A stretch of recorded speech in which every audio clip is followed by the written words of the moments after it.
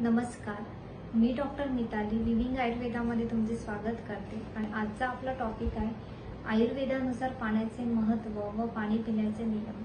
आचार्य वाग्भटाने पाण्याविषयी असे सांगितले आहे की जेवणाआरंभी पाणी पिल्याने मनुष्य कृश होतो, जेवणाच्या मध्ये पाणी पिल्यामुळे सडपातळ होतो, तर जेवणाच्या शेवटी पाणी पिल्यामुळे मनुष्य स्थूल होतो। थंड पाण्याच्या सेवनामुळे ग्लानी, मूर्छा, भ्रम, मदात्यय, तृष्णा, दाह, रक्तपित्त व विष इत्यादी रोग कमी होतात। कोमट पाणी हे दीपक, पाचक, लघु मूत्रशोधक असून कंठरोग, पोटफुगी, वातकफ नवज्वर, कास, श्वास, अजीर्ण, पार्श्ववेदना इत्यादी विकारांना दूर करते।